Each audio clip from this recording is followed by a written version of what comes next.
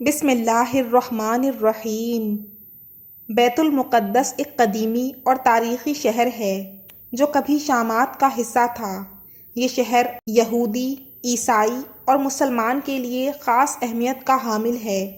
اہل یہود کے عقیدے کے مطابق یہاں ہیکل سلیمانی ہے جسے حضرت داؤد علیہ السلام اور حضرت سلیمان علیہ السلام کے عہد بادشاہت میں تعمیر کیا گیا تھا۔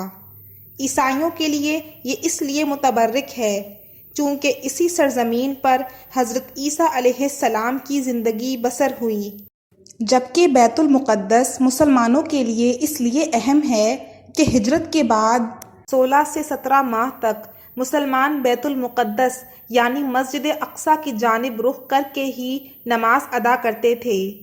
پھر تحویل قبلہ کا حکم آنے کے بعد مسلمانوں کا قبلہ خانہ کعبہ ہو گیا۔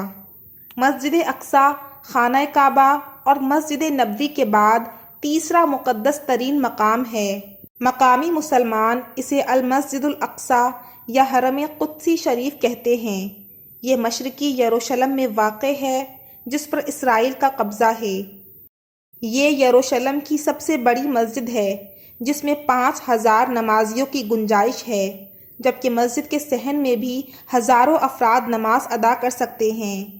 نبی کریم صلی اللہ علیہ وآلہ وسلم سفر معراج کے دوران مسجد حرم سے یہاں پہنچے تھے اور بیت المقدس میں تمام انبیاء کی نماز کی امامت کرنے کے بعد براق کے ذریعے 7 آسمانوں کے سفر پر روانہ ہوئے۔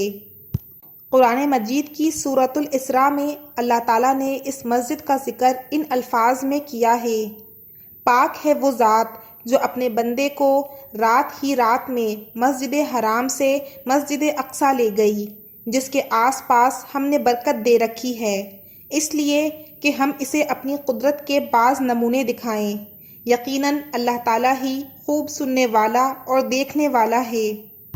احادیث کے مطابق دنیا میں صرف 3 مسجدوں کی جانب سفر کرنا باعث برکت ہے، جن میں مسجد حرام، مسجد اقصیٰ اور مسجد نبوی شامل ہیں۔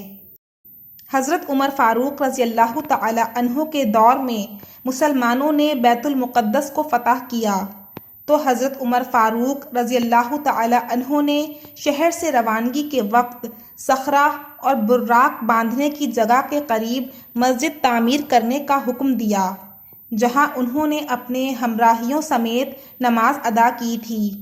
یہی مسجد بعد میں مسجد اقصیٰ کہلائی، کیونکہ قرآن مجید کی سورہ بنی اسرائیل کے آغاز میں اس مقام کو مسجد اقصیٰ کہا گیا ہے۔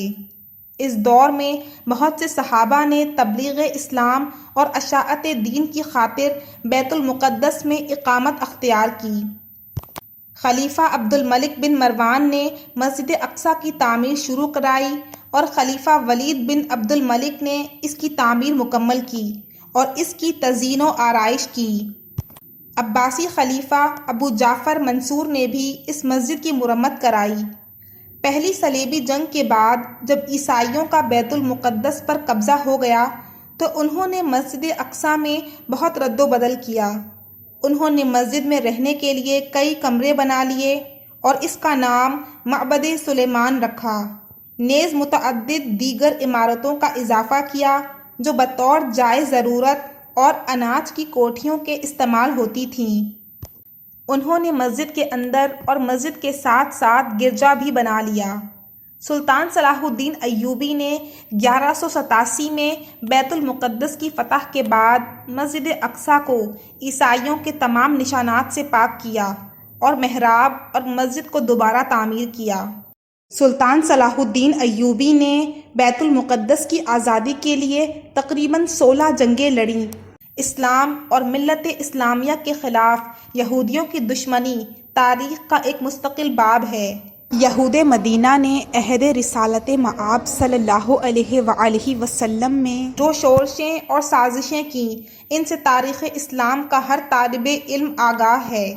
گزشتہ 14 صدیوں سے یہود نے مسلمانوں کے خلاف بالخصوص اور دیگر انسانیت کے خلاف بالعموم معادانہ رویہ اپنا رکھا ہے۔ 20ویں صدی کے حادثات و سانحات میں سب سے بڑا سانحہ مسئلہ فلسطین ہے۔ یہود و نصارہ نے یہ مسئلہ پیدا کر کے گویا مسلمانوں کے دل میں خنجر گھونپ رکھا ہے۔ 1948 میں اسرائیل کے قیام کے بعد یورپ سے آئے ہوئے غاصب یہودیوں نے ہزاروں سال سے فلسطین میں آباد فلسطینیوں کو ان کی زمینوں اور جائیدادوں سے بے دخل کر کے انہیں کیمپوں میں نہایت ابتر حالت میں زندگی بسر کرنے پر مجبور کر دیا ہے۔ 21 اگست 1969 کو ایک آسٹریلوی یہودی ڈینس مائیکل روہان نے مسجد اقصیٰ کو آگ لگا دی، جس سے مسجد اقصیٰ 3 گھنٹے تک آگ کی لپیٹ میں رہی اور جنوب مشرقی جانب عین قبلے کی طرف کا بڑا حصہ گر پڑا۔ محراب میں موجود منبر بھی نذر آتش ہو گیا، جسے سلطان صلاح الدین ایوبی نے فتح بیت المقدس کے بعد نصب کیا تھا۔